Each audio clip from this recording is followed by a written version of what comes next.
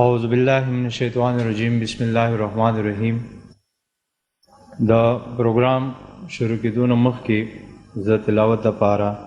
حافظ تنویر احمد صاحب ته بلنه ورکوم چې راشي تلاوت وکړو.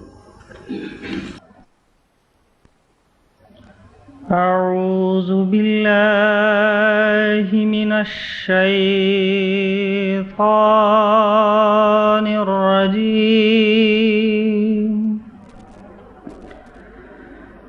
بسم الله الرحمن الرحيم.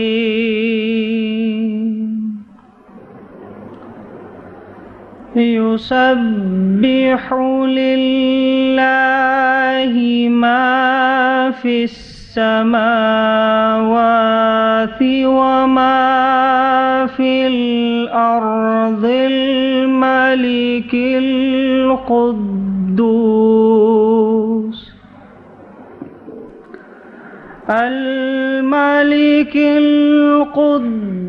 القدوس العزيز الحكيم.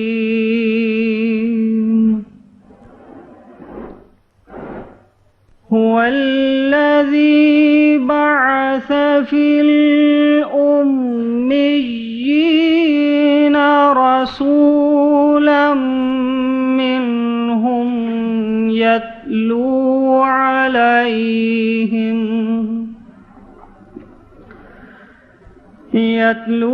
عليهم آياته ويزكيهم ويعلمهم الكتاب والحكمة وإن كانوا من قبل لفي ضلال مبين.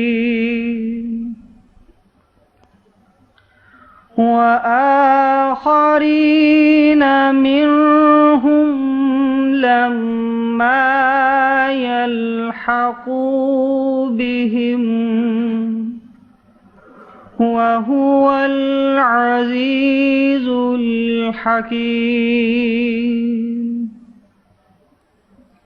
ذلك فضل الله يؤتيه من يشاء والله ذو الفضل العظيم. ګرانو کتونکو د یو نوي پروګرام سره ستاسو په خدمت کې حاضر یو. دا پروګرام د حضرت امیر المؤمنین حضرت خلیفۃ المسیح الخامس ایده الله تعالی بنصر العزیز په خواهش باندې وړاندې کیږي. د حضرت صاحب دا خواهش دی چې په پښتو ژبه کې د سوال او جواب یو پروګرام شروع شي او د دې پروګرام نوم دی د هدایت لار. دا یو تعارفي پروګرام دی. په دې پروګرام کې به انشاءالله مونږه د جماعت احمدیه تعارف وکړو او په دې باندې به خبرې کوو چې داسې څه قسمه ضرورت و چې جماعت احمدیه قایم شو. الله تعالی دې وکړي چې دې پروګرام سره زمونږه روحاني علم کې اضافه وشي او د ډېرو خلکو د هدایت سبب وګرځي. دې پروګرام کې به انشاءالله مونږه پوره کوشش کوو چې ستاسو سوالونو ته هم ځوابونه درکو. نن چې ما سره په دې پروګرام کې مېلمانه دي د هغوی د راتګ نه ډېره مننه. د هغوی تعارف تاسو سره کوم. اول ښاغلی سلیم احمد صاحب مربي سلسله، دویم ښاغلی عبدالله جان صاحب امیر مقامی پېښور او دریم ښاغلی ارشاد احمد خان صاحب مربي سلسله. د پروګرام شروع کوو. په دې کې زما خواست ہے عبدالله جان صاحب نه چې که مونږه په دنیا نظر واچو نو چې کله هم یو تحریک شروع کیږي که هغه مذهبي وي یا سیاسي وي نو د هغه تحریک وروسته څه محرکات وي او د زمانې خلک دا محسوسوي چې یو نوی تحریک دې پیدا شي یا یو نوی جماعت قایم شي. نو چې کله جماعت احمدیه قایم شو نو څه قسمه داسې حالات د زمانې پیدا شي وو چې د داسې جماعت قایمېدو ضرورت پیدا شو. بسم الله الرحمن الرحیم. جماعت احمدیه یو خالصتا مذهبي جماعت ته او مذهبي هم داسې چې د چا انسان د خپل خواهش یا ارزو په وجود کې نه راغلی بلکې خاص د الله تعالی د حکم مطابق او د منشا مطابق دا جماعت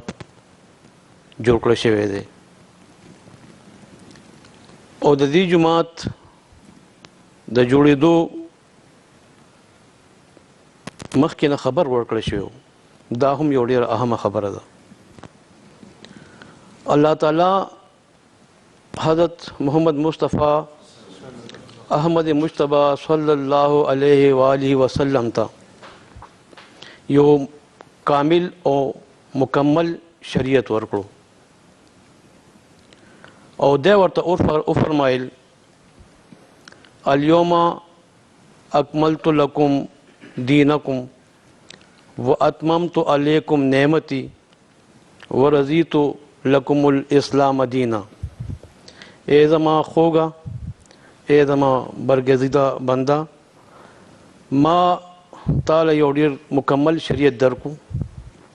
هر لحاظ سره مکمل او ټول نعمتونه مې پتا باندې خپل پوره کړل او تعالی لپاره ما د اسلام دین غوره کو دی آیات نه دا خبره واضحه ده چې اسلام او د اسلام شریعت یعنی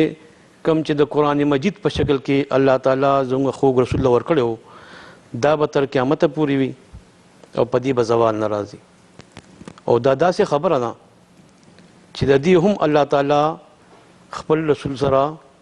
وعده کړې وه او ورته دا فرمایلی و انا نحنو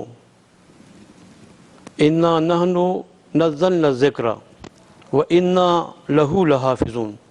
اے زما رسوله دا چې کوم ذکر ما پتا نازل کړی دی زه به د دې حفاظت کوونکی یم که موږ د مذهبونو په تاریخ وګورو نو هر یو که توریت دی او که انجیل دی او که زبور دی څه وخت پس د هغې تعلیمات مسخ شي او د هغې شکل بدل شوی دی لیکن الله تعالی چونکې دا در قیامته دې کې دا پیشګویي موجود وه چې دا به قیامته پورې قایم وي نو ځکه دا هم ورته وعده ورکړه چې دا به زه به د دې حفاظت کوم او دلته کې عموما د حفاظت نه صرف دا مطلب اخیستلی کېږي چې کني د قرآن مجید د الفاظو یا د لفظونو چې دی د حفاظت ذمه الله تعالی اخیستې ده حالانکه داسې نه ده په دې آیات کې دا هم شامله ده چې الله تعالی د قرآن مجید دا ذمه هم اخیستې ده چې د دې معنوي چې کوم حفاظت دی هغه هم زه کوم او کله چې د دې معنو کې څه داسې بګاړ پیدا شي نو زه داسې د هغې د لرې کول هم زما ذمه ده او دا خبره مونږ څه د خپله ځانه نه کوو مونږ سره د حضرت نبی کریم صلی الله علیه وسلم یو حدیث دی او په دغه حدیث کې هغې خپل امت ته بشارت ورکړی دی هغې فرمایي ان الله یبعث لهذه الامة على راس كل 100 سنة من یجدد لها دینها فرمایي چې اے د امت تاسو لزه بشارت در کوم چې الله تعالی به زما په امت کې د هرې صدای په ابتدا داسې نیک بندګان ادرئ مبوس کوي څوک به چې د دې ستاسو د امت یا زما د امت دپاره د فایدې دپاره د دې دین تجدید کوي یعنی د هغه سړي کار به دا وي چې په هغه صدای کې په د دې په تعلیماتو کې څه رد و بدل شوی وي چا ترې نه انحراف کړی وي نو یو سړی به د هرې صدای په سر پیدا کېږي او دې ته مجدد ویلی کېږي او موږ دا ګورو د اسلامي تاریخ په رڼا کې چې د هرې صدای په سر باندې الله تعالی خپل رسول سره دا چې کوم وعده وه د حفاظت قرآن، هغې دپاره د هغې د وینا مطابق یو مجدد یا داسې هم شوي دي چې په یو صدی کې یو نه زیات مجددین راغلي دي او دا کار یې کړی دی چې په د اسلامي تعلیماتو کې څه بګاړ یا څه اختلاف راغلی وي هغه یې رفع دفع کړی دی. او د دې لړۍ لومبی مجدد چې دی هغه حضرت عمر بن عبدالعزیز رحمت الله علیه دی چې هغې په هغه وخت چې اسلام کې یو ډیره نوې خبره د خلافت د انتخاب په باره کې داخل کړی شوې وه، دغه مشکله کشاله هغې حل کړه او ډیر په ښه احسن طریقه یې دغه بګاړ د اسلام د تعلیماتو نه بهر کړو. او د دې وجه ده چې د حضرت عمر بن عبدالعزیز رحمت الله علیه چې کوم دور خلافت دی هغې ته د خلافت راشده تسلسل ویلی کېږي، یعنی بیا هغه خلافت یو ځل قایم کړی شو کوم چې د ډېر لوی اختلاف او ډېر لوی کشالو د وجې نه د منظر نه پناه شوی و. دغسې دا سلسله جاري وه او د 14مې صدۍ مجدد حضرت سید احمد شهید رحمت الله علیه و او هغې هم د خپل وخت یو ډېره لویه مسله وه د جهاد هغه یې سر ته ورسوله. نو مونږ دا خبره ثابتول غواړو چې نبی کریم صلی الله علیه وسلم خپل امت سره دا زیری دا ورکړی او دغه زیری د الله تعالی د وعدې مطابق چې په دې دین به زوال نه راځي، د دې دین د قایمولو دپاره د جاری ساتلو لپاره د هر صدۍ په سر به یو مجدد راځي. تر 14مې صدۍ پورې مجددین راغلي دي. د 14مې صدۍ په سر باندې حضرت مرزا غلام احمد قادیانی علیه السلام د ماموریت دعوه وکړه او دا ویل چې د دې صدۍ مجدد زیم. دا خو د زمانې د ضرورت مطابق د صدۍ د ضرورت مطابق یو خبره شوه. د زمانې د ضرورت چې دا زمانہ د یو داسې جماعت جوړېدو لپاره وا هغه حالات سازګارو او کنو. یو بل د قرآن مجید آیات تاسو وړاندې کوم، په هغې کې الله تعالی فرمایي یدبر الامر من السماء الى الارض ثم یعرج الیه فی یوم کان مقداره الف سنة مما تعدون. الله تعالی دا فرمایي په دې آیات کې، سورہ سجدہ آیات دی چې زه په ځمکه د اسمان نه خپل امر نازلوم قایموم، بیا هغه واپس اسمان ته ځي په یو ورځ کې او د دغه ورځ مقدار چې دی ستاسو د حساب کتاب مطابق 1000 کالو برابر دی.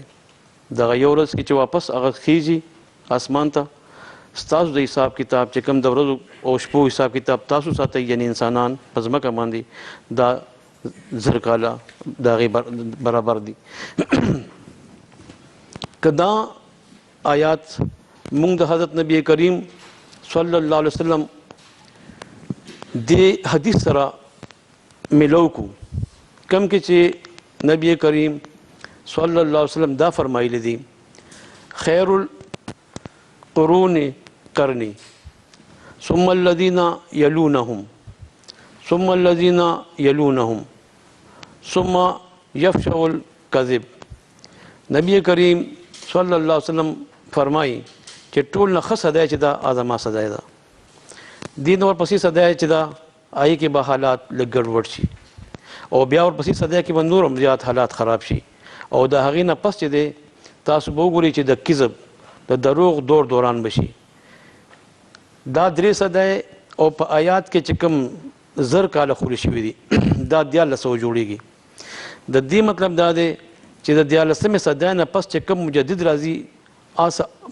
صرف مجدد نه دی هغه، بلکې هغه د یو ډېر لوی او عظیم شان هستی تقاضا کوي، ځکه چې کوم فتنې نبی کریم صلی الله علیه وسلم د 14مې صدۍ متعلق بیان کړي وي هغه ډېرې عظیمې وي او ډېرې د اسلام لپاره خطرناکې وي. د دجال خروج، د یاجوج ماجوج چې کوم دی بار راوتل،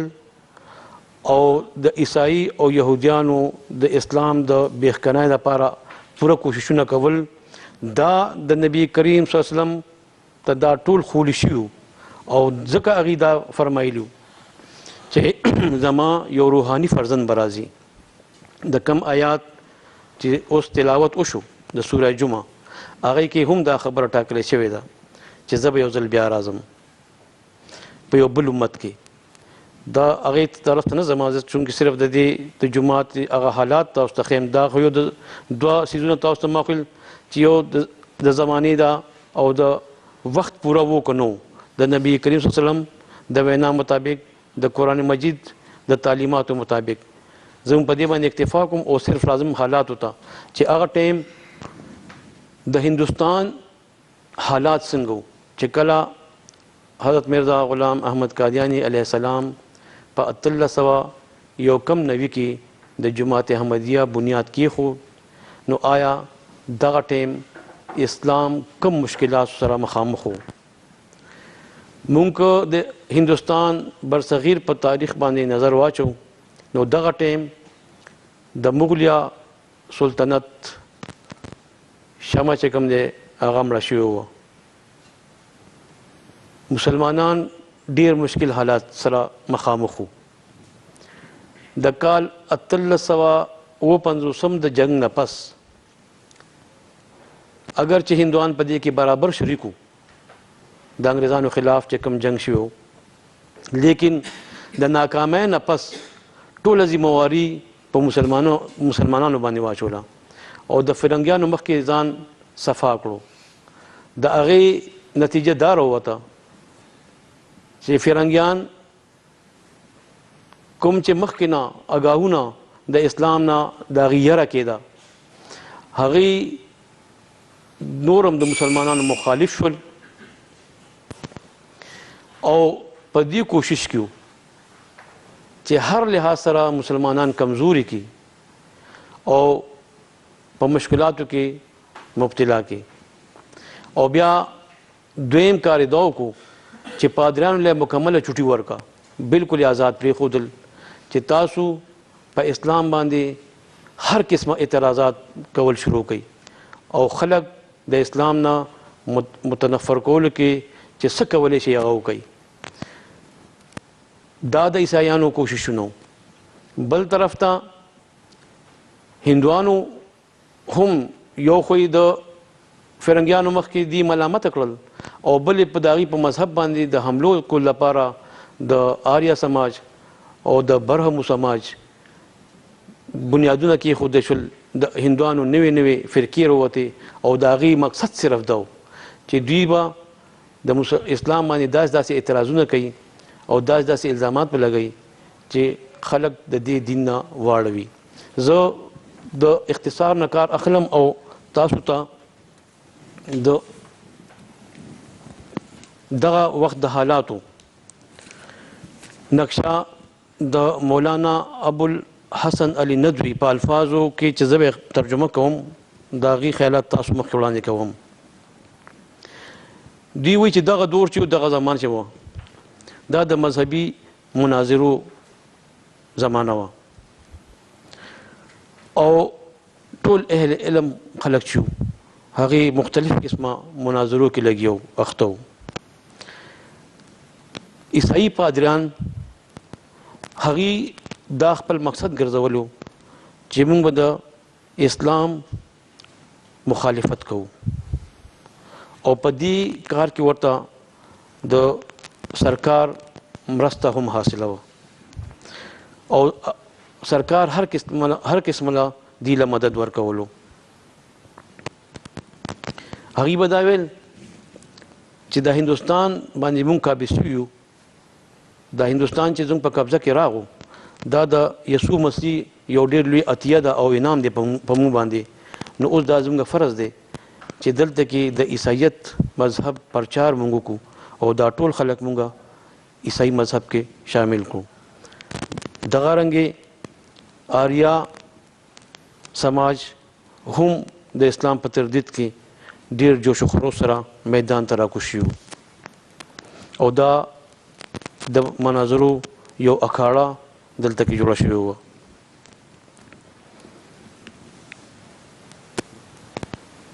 دغه وخت د اسلام په مدافعت کې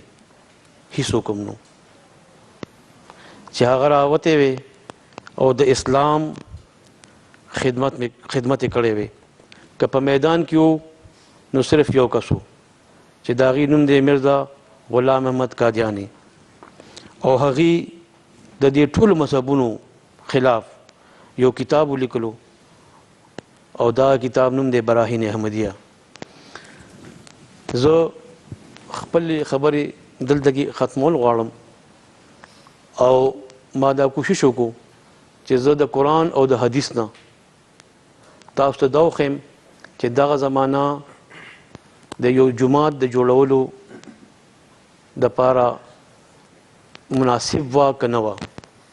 او بیا دغه حالات مې ستاسو وړاندې یو عکس یو معمولي شانته کې منظر د هغې تاسو مخ کېښود چې حالاتو تقاضا څه وه. نو زه خپلې خبرې په دې ختمول غواړم. جزاک الله. عبدالله جان صاحب چې کوم د جماعت احمدیه په قایمېدو باندې رڼا واچوله په هغې کې د یو څو خبرو اضافه کول غواړم چې د حضرت محمد مصطفی صلی الله علیه وسلم نه مخکې چې څومره انبیا تیر شوي دي چې کله د هغوی د وفات نه پس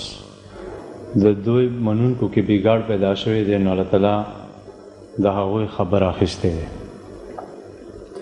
دا رنګ که تاسو وګورئ د نوح علیه السلام نه پس د ابراهیم علیه السلام نه پس د موسی علیه السلام نه پس او د حضرت عیسی علیه السلام نه پس نو دا څنګه کیدی شي چې دومره یو عظیم امت کې د بګاړ پیدا شي او د هغه د خبر وانخیستی شي. نو جماعت احمدیه چې دلته قایم شو نو زمونږ کوم غیر از جماعت ورونه چې دي هغوی ته د دې دا اعتراض کول چې یو نوي جومات جوړولو څه ضرورت و پکار دی چې دا خبره دوی وکړي چې د دې کار دپاره د ده نه مخکې جومات بلکل ونه. لکه څنګه چې نور محمد صاحب مولوي نور محمد نقشبندي هم د حضرت مسیح موعود علیه السلام دا خبره ډیره ستاینې دی چې په دې وخت کې چې ده کوم د اسلام دپاره کار وکړو هغه د هندوستان نه ونیسه تر ولایته پورې هېچا نه و کړی. صرف یو همدا و چې ده د دې خلکو خبرې رد کړي چې کوم په اسلام باندې دوی حملې کولې. مخکې زه پروګرام کې د جماعت احمدیه بانی یعنی جوړونکی حضرت مرزا غلام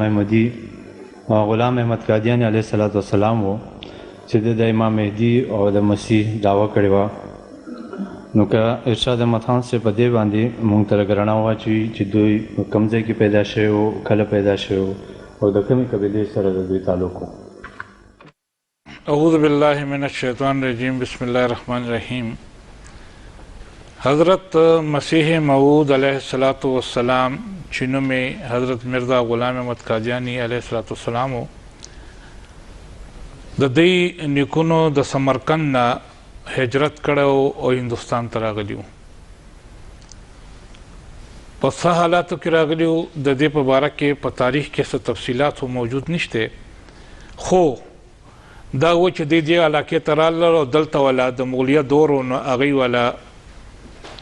څه 15 کلي په جایداد کې ورکړل او دی د 15 کلو مشران شو. په دې خاندان کې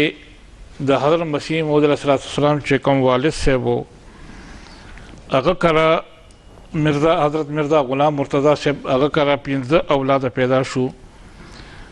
د دوی د مور بیبي نوم حضرت چراغ بیبي وه صاحبه وه. وړومبی د دوی چې کومه خور وه د هغې نوم مراد بیبي او دویم ورور مرزا غلام قادر صاحب. دریم د دې نه وړاندې یو هلک پیدا شو چې هغه زر وفات شو. بیا دی دواړه ورور خور چې اخري دی شریک پیدا شو، مخکې د خور پیدا شوه، بیا ورپسې دی پیدا شو. د خور نوم یې جنت بیبي وه چې هغه وفات شوه، او بیا حضرت مسیح موعود علیه السلام. حضرت مسیح موعود علیه السلام چې دی په قادیان کې په 14 فروری 1815 کې پیدا شو. دی په ماشوموالي کې چې کوم تعلیم دی هغه د مروجه تعلیم و چې کوم هغه وخت کې په زمانه کې موجود و. د دې لپاره د دې والد صاحب د استادانو دوه انتظام کو چې کور ته به راتلل او ورته به سبق خولو. په هغې کې یو نوم مولوي فضل احمد صاحب دی، او د دویم نوم چې دی هغه کې فضل راځي، او دریم چې دی هغه استاد د دې ګل علي شاه صاحب. د درې استادانو دی ته سبق خیالی، یو د بل یو استاد فضل الهي صاحب دی ته سبق خیالی دی، او د طب چې کوم علم دی یا د حکمت علم چې دی دا دی خپل والد صاحب نه زده کړی. ماشوموالي کې دی چې و نو وړوکی چې و نو د زیات تعلق د دنیا سره نه د دین سره و، او هغې دپاره به ډېر زیات په جومات کې و. نو ماشوموالي کې کله به چې د دوی والد صاحب څخه انګریزان مشران یا نور مشران به راغله، نو ورته به چې ستاسو خو ما اورېدلي چې 2 زامن دي، دا یو زوی غلام قادر خو دې وینو، خو بل زوی د کوم ځای کي. نو د دوی والد صاحب ورته وویې چې هغه خو مولا دی، په پنجابۍ کې هغې دپاره هغې ټکی استعمال کړی مسیتړ، یا موږ ورته پښتو کې مولا و چې په جومات کې دغه کار یا بهر راوځي نه. یعنی عبادت سره زیات شغل او ورسره دی به هغه کولو. څه نوم یې دی کتابونو مطالعه وسیع وه. په دې وسیع مطالعه کې دی هغه وخت کې د دین سره سره د دنیا نور علمونه هم حاصل کړي دي. بیا چې کله دی په دعوا وکړه، نو هغې نه پس په 1891 کې په 23 مارچ باندې د جماعت احمدیه بنیاد کېښودی شو، وړومبی بیعت شو. په وړومبی ورځ باندې تقریبا 40 کسانو بیعت وکړو او په دې جومات کې شامل شو. دا شان د جومات قیام وشو، او دې نه پس جومات یو باقاعده آغاز شو. نوم والا په 1901 کې چې څه وخت مردم شماري شروع شوه، نو حضرت مسیح موعود علیه السلام فرمایي چې د خپل جومات له نوم چې کوم ما منونکي دي په زما یې بیعت کړی دی، هغه نوم زه احمدي کېدم چې دې نه پته ولګي چې دا وخت کې زموږ څومره شمېره ده په هغه کې هندوستان پاکستان کې.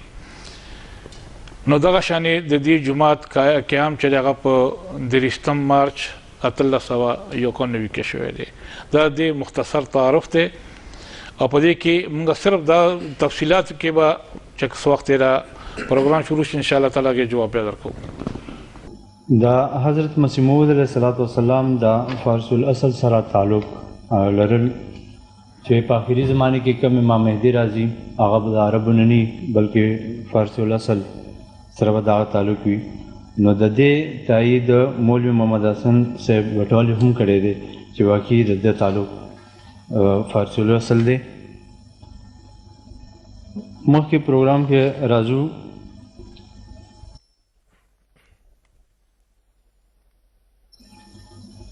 چې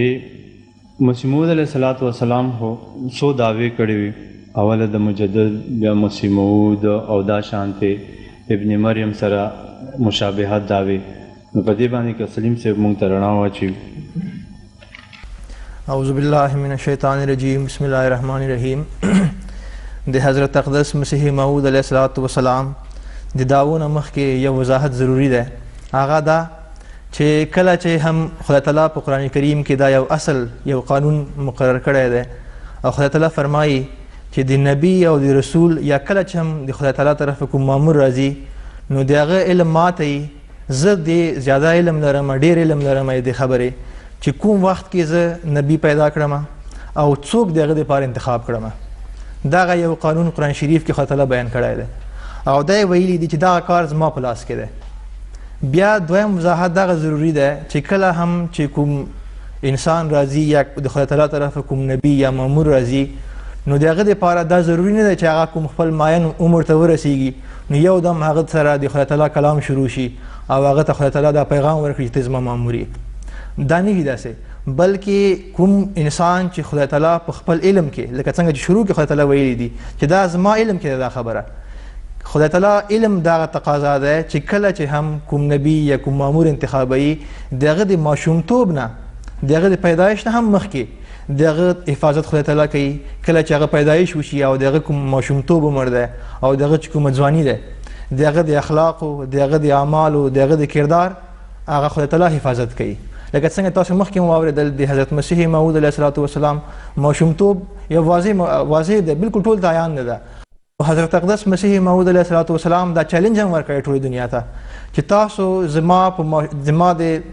ماموریت نه مخکې چې کوم عمر و، یعنې د 40 کالونه چې زما مخکې کوم عمر و، که تاسو کولی شئ په هغه کې کوم عیب ما ته راوښیئ تاسو ته به زه انعام درکړم، یعنې په هغه کې کوم عیب ما کې نه و. نو دې سره خدای تعالی چې و دغه شان ته د خپل نبی یا د خپل مامور یا د خپل استازي حفاظت کوي یا دغه د اخلاق او د اعمالو هم حفاظت کوي. نو همدارنګه د حضرت اقدس مسیح موعود علیه الصلاة والسلام سره هم وشو، لکه څرنګه چې مخکې وویل شول حضرت اقدس مسیح موعود علیه الصلاة والسلام چې کومې دعوې کړي دي د هغو دعوو نه مخکې چې کله خدای تعالی حضور ته الهاما دغه ارشاد وکړو چې ته د دې وخت لپاره مامور یې، هغه نه مخکې حضرت اقدس مسیح موعود علیه الصلاة والسلام فرمایي چې ما یو کشفي نظاره ولیدله، خدای تعالی ماته یو کشفي نظاره وښودله، یعنې داسې یو نظاره چې ما په رڼو سترګو ولیدله. هغه کې خدای تعالی ماته دا وښودل چې یو باغ ده او باغ خدای تعالی جوړوي او دغه د باغ مالی چې دی باغبان چې دی هغه ما جوړوي. او په دې کشفي نظره کې تاسو ګورئ په دې کې در اصل دغه پیغام دنیا ته چې د محمد رسول الله صلی الله علیه وسلم کوم باغ چې کېښودل کېږي یا کوم باغ چې د اسلام په شکل کې د هغه باغباني چې ده هغه به نن د دې وخت لپاره د حضرت مرزا غلام احمد قادیاني علیه الصلاة والسلام ته ورکول کېږي. همدارنګه حضور فرمایي چې هغه نه مخکې چې ما ته الهام وشي ما یو ده هم کشفي نظاره ولیدله چې ما ته خدای تعالی په رڼو سترګو دا نظاره وښودله. هغه نظاره دغه وه چې ما د حضور کریم صلی الله علیه وسلم دیدار وکړلو، ما ته هغه خدای تعالی وښودلو او چې کله هغه ما وکتلو نو هغه ما سره معانقه وکړه په هغه کشفي نظاره کې. او کله چې حضور صلی الله علیه وسلم ما ولید نو دغه څېره مبارکه دومره پرنوره وه او دغه مبارکې څېرې نه د نور شعاوې راوتلې او هغه شعا راوتلې او زما په ځان کې داخلېدلې، هغه شعا راوتلې او زما په ځان کې داخلېدلې. او کله چې حضور ما سره معانقه وکړه ما ته غاړې راووتلو نو ما ته بیا دلته کې مشکل ښکارېږي. حضور فرمایي چې ما ته مشکل ښکارېده چې حضور ما نه جدا هم شو که نه بیا، یعنې دې مطلب دغه و، دې دواړو خوبونو د کشفونو مطلب دغه و چې ما ته چې کوم هم خدای تعالی مقام راکوي، زه چې په کوم مقام باندې خدای تعالی ما فایزه کوي هغه ټول چې دی هغه د محمد رسول الله صلی الله علیه وسلم د برکت نه دی، د هغه نور نه ماته دا مقام راکړ شوی دی او دا حضرت مسیح مثلا بار بار دغه بیان کړی دی. نو د هغې نه پس په 1882 کال کې حضور علیه السلام ته هغه الهام وشو چې هغه تاریخي الهام هم دی او هغه بنیادي الهام هم دی چې هغه باره کې چې هغه اویا الفاظ وو چې هغه الهام اویا الفاظ چې هغه حضور ته وشو. دغه هغه بنیادي الهام نه زه څو ابتدایي کلمې چې دغه ستاسو مخې ته ږدم. خدای تعالی حضرت اقدس مسیح موعود علیه الصلاة والسلام مخاطب کو وی فرمایل یا احمد بارک الله فیک، اے احمده خدای تعالی په تا کې برکت اچولی دی، ما رمیت اذ رمیت ولکن الله رما، دا چې کوم تا وار وکړه تا نه دی کړی بلکې دا ما کړی دی. الرحمن علم القرآن، رحمان خدای دی چې کومې تا ته د قرآن کریم سبق درکړی دی، تا ته قرآن کریم زده کړه درکړې ده. لتنذر قوما ما انذر آباؤهم، تر څو چې ته هغه خلک هم هوښیاره کړې وی ډار کړې چې کوم چا ورته پیغام نه دی رسېدلی. ولتستبین سبیل المجرمین، تر څو چې د مجرمینو دپاره څوک چې انکار کوي مجرمه دي هغوی دپاره دغه وضاحت وشي او هغوی باندې حجت تمام شي. بیا هغه الهام دغه الفاظ دي قل، اے مسیح موعود مرزا غلام احمد علیه الصلاة والسلام، قل تو وایا انی امرتو، زه حکم راکړ شوی یم و انا اول المؤمنین، او زه اولین مؤمنینو څخه یم. دا هغه بنیادي الهام شروع څو الفاظ تاسو مخې ته ما کېښودل. دراصل په دغه الهام کې حضرت اقدس مسیح موعود علیه الصلاة والسلام ته دغه خدای تعالی پیغام ورکړو چې د دې زمانې دپاره ته مامور یې او تا ته دغه بشارت درکول کېږي، دا ته اعلان وکړه چې دې مامور زه یم. لکه څنګه چې حضور بیا همدې الهام په اطاعت یا په دې په وړاندې حضور دعوا وکړه چې دې زمانې دپاره کوم مامور چې راتلو هغه زه یم، او دا هغه وفرمایل چې ما ته خدای تعالی دا خبره کړې ده. همدارنګه بیا حضور چې وو لیکن تاسو د وګورئ د صداقت دا معیار وګورئ کله هم چې څوک کومه دعوا وکړي نو که چېرته په هغې دعوا کې صداقت نه وي نو هغه کوشش کوي چې خپل هغه دعوا پټه کړي نه غواړي چې خلکو ته هغه ظاهره کړي لیکن حضرت اقدس مسیح موعود علیه الصلاة والسلام هغه دعوا بار بار پیش کوي او خلکو ته بار بار وړاندې کوي لیکن په شروع او ورځو کې وګورئ تاسې په شروع کالونو کې وګورئ چې حضور دې نه باوجود چې حضور ته دغه حکم ورکړی شو چې ته دې زمانې دپاره مامور یې حضور د دې اظهار نه کولو خاص طور سره چې زه بیعت واخلم یا د جومات بنیاد کېږدم بلکې حضور څومره چې کوشش و هغه دا کوله چې اخفا وکړي او دا خبره پټه کړي لیکن بار بار د خدای تعالی طرفه کله چې دا ورته حکم وشو چې دې زمانې دپاره مامور تاسو یې نو بیا حضور هغه نه وروسته باقاعده طور سره اعلان وکړو لکه څرنګه چې مخکې وویل شول په 1809 کال کې بیا حضور د یو جماعت بنیاد کېښودلو او همدارنګه بیا حضور چې و په 1890 کال کې بیا دغه دعوا هم وکړله چې زه د دې زمانې مسیح موعود یم یعنی هغه مسیح چې کوم دپاره امت محمدیه انتظار کوي او بلکې حضور دا مو فرمایل چې هغه مسیح چې کوم راتلونکی او ما هم مخکې دا فکر کولو چې هغه مسیح به راشي هغه به آسمان کې را بشي زه هم هغه مروجه عقیده چې کومه وه په هغې باندې قایم وم لیکن کله چې خدای پاک په تسلسل سره تواتر سره ما ته دغه وویل چې هغه مسیح چې ټول امت محمدیه هغه انتظار کې دي عیسایان د هغوی انتظار کوي هغه مسیح چې هغه وفات شوی دی د هغه په رنګ باندې ته رنګینه شوی او د امت دپاره راغلی ته هغه مسیح موعود یې نو په دې شکل سره حضرت اقدس مسیح موعود علیه الصلاة والسلام بیا په 1890 کال کې دا دعوا وکړه چې هغه مسیح هم زه یم یعنی په شروع کې دا دعوا وکړه چې زه هغه امام مهدي یم هغه مامور یم او وروسته بیا حضور دغه دعوا وکړه چې هغه مسیح چې کوم راتلونکی و هغه زه یم او بیا دین علاوه حضور دا هم فرمایل چې دې مسیح چې زه کوم مثیل یم هغه سره بعضې زما مشابهتونه هم دي دا هم د حضور یوه دعوا وه هغه څرنګه مشابهتونه دي حضور وفرمایل چې لکه څرنګه چې قرآن کریم کې راغلی دي چې د رسول کریم صلی الله علیه وسلم مثال د حضرت موسی علیه السلام سره ده لکه څنګه چې موسی علیه السلام راغلی و د هغه په مثل باندې حضرت رسول کریم صلی الله علیه وسلم راغو نو همدارنګه څرنګه چې د امت محمدیه کې هم د یو مسیح راتګ خبره وه نو همدغه مشابهت هم خدای تعالی قایم کړلو چې بیا یې د امت محمدیه کې هم 1400 کاله وروسته د مسیح ثانی یا مسیح موعود پیشګویي وکړله او هغه راغللو نو دې لحاظ دغه یو مشابهت حضور بیان کړو دې مشابهاتو یو اوږد تفصیل دی چې حضور بیان کړی دی او حضور دغه تفصیل هم بیان کړو لکه څنګه چې 1400 کاله نه وروسته مسیح راغو د موسی نه وروسته همدارنګه زه راغلم لکه څنګه چې هغه وخت کې د موسی علیه السلام په قوم کې بګاړ و او خرابه شوي و هدایت نه لرې شوي و همدارنګه امت محمدیه کې هم دغسې حالات پیدا شوي و تر څو هغه زمانې هم دغه تقاضا وه چې باید یو مسیح راشي او هغه د خدای تعالی پیغام د هغه بندګانو ته ورسوي زمونږ د پروګرام چې کوم لومړنۍ حصه هغه سرته ورسېده دویمه حصې آغاز کوو په هغې کې دا چې کوم وروڼه زمونږ دلته ناست دي او چې کومې خبرې زمونږ مېلمنو وکړي نو که دوی به دې حواله څوک سوال کوي زما تاسو نه دا سوال دی چې په موږ کې او په عام مسلمانانو کې فرق څه دی او د حضرت مسیح موعود علیه السلام مرزا غلام احمد صاحب منل ولې ډېر ضروري دي د دې سوال جواب تا خو دوه حصې سوالونه شو زه مختصر جواب درکړم چې مونږ او نور مسلمانانو کې په بنیادي توګه باندې داسې فرق نشته چې مونږ وو چې یو ډېر غټ فرق وي مثال په طور باندې هغه هم 15 ارکان اسلام او شپږ ارکان هغه د ایمان چې ایمان مفصل ورته هغه باندې هغه ایمان د زموږ ایمان دی منځ هغه دی روژه هغه ده زکات هغه دی حج هغه دی قبله هغه ده هغې کې څه خاص فرق نشته فرق که بنیادي دی نو هغه دا دی چې هغوی وایي چې حضرت عیسی علیه السلام اسمان ته ختلی دی اخره زمانه کې به راځي او بطور د امتي نبي به هغه 40 کاله نبوت کوي دا د هغوی عقیده ده د جماعت احمدیه بنیادی عقیده ده چې هغه حضرت عیسی علیه السلام چې دی هغه په حق رسېدلی دی د قرآن شریف نه دا خبره په وضاحت سره ثابته ده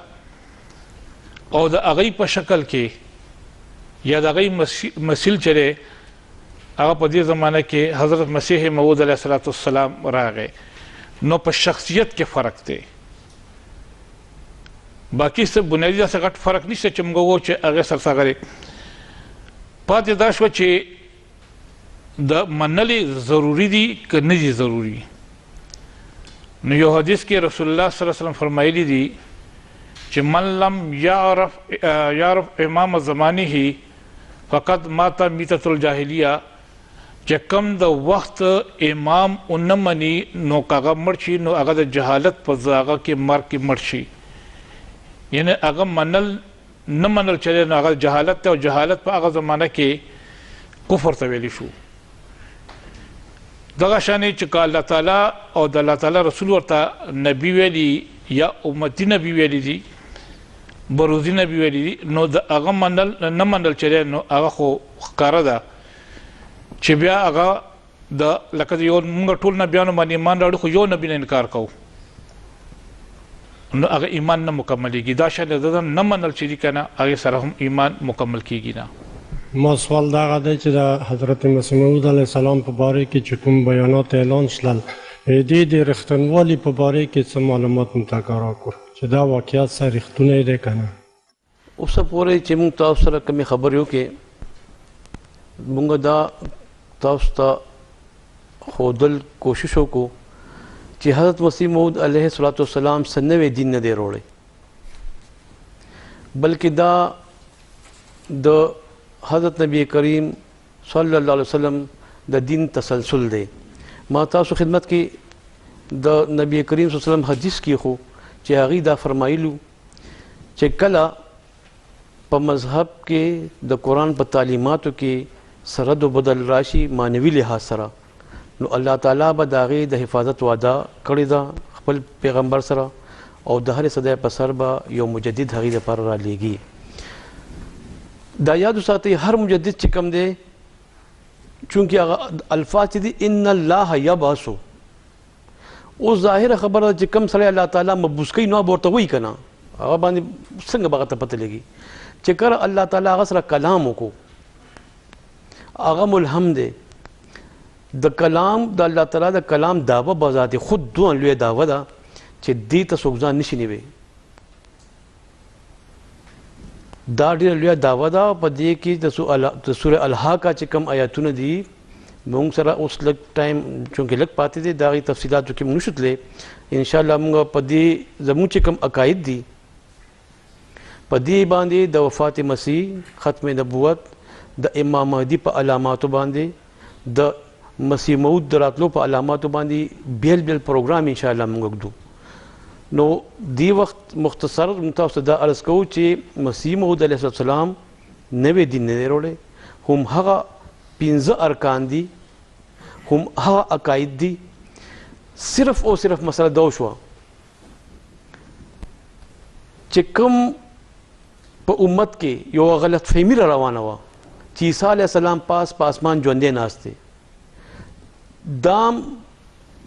د قرآن مجید باندې په معنو کې یو لحاظ سره تحریف دی. حضرت مسیح موعود علیه السلام چې کله دا دعوه وکړه، نو هغې 3 کتاب ولیکل د دې مقصد دپاره: فتح اسلام، توضیح مرام او ازاله اوهام. او دا د دې د لیکلو نه مخکې اشتهار ورکو او د هندوستان عالمانو ته درخواست وکړو چې ما ته پته ده چې تاسو دپاره دا خبره هضمول ډېر ګران کار دی، ځکه زه تاسو خواست کوم چې تاسو एकदम زما په مخالفت کې مه شروع کیږئ، ځکه چې دا د انسان فطرت دی. دی ورته وایي چې دا انسان فطرت دی چې یو ځل هغه په مخالفت کې ودرېږي، نو بیا هغه د خپل مخالفت نه په شا کېږي هېڅکله نه. ځکه زه تاسو درخواست کوم چې تاسو زما د دې کتابونو د اشاعت انتظار وکئ، دا کتابونو تاسو ولولئ، نو تاسو په دې مسله پوه شئ. د دې مقصد څه شو؟ د دې مقصد صرف دا دی چې صرف د عیسی علیه السلام د حیات او د وفات مسله ده چې موږ او دې کې موجود ده، باقي دا دې ته هم پته ده او دا موږ ته هم پته ده. همدغه اسلام دی او همدغه دین دی. یو خبره بله چې تاسو کوم سوال وکړه نه چې د دې کوم بیانات چې موږ ورکړه دی کې رښتینولي څومره حد ته ده، دې حضرت اقدس مسیح موعود علیه السلام ډېر مختصر جواب ورکړی دی. حضور فرمایي چې کوم عقاید چې ما مخکې کړي دي، که چېرته چاته په زړه کې شک وي، شبه وي چې دا عقاید چې ما کوم مخکې کړي دي، کوم نوي څه خو نه دي مخکې کړي، نو هغه د صرف دغه شی وګوري. عقاید هم که ټول وګوري، کتابونه مطالعه هم وکړي، لیکن که بیا هم په زړه کې شک وي، هغه دا وګوري چې د خدای تعالی تایید چا سره دی. صرف د خدای تعالی تایید وګوره چې هغه جماعت احمدیه سره دی او که د غیرو سره دی. څوک چې د جماعت احمدیه سره مخالفت کې راځي هغه خدای پاک رسوا کوي او څوک چې د جماعت په حق کې وي هغه خدای ترقی ورکوي. نو دا د خدای تعالی تایید هم چې وګورئ دې سره هم د جماعت احمدیه حقانیت چې ده بالکل واضح کیږي. جزاک الله. دا زمونږ اولنی پروګرام چې د جماعت احمدیه تعارف پکې وشو. انشاءالله یو ځل به بیا یو نوي پروګرام سره ستاسو په خدمت کې حاضرېږو. تر هغه وخته پورې مې په لوی او بخښونکي مهربانه خدای سپارم. السلام علیکم ورحمة الله وبرکاته.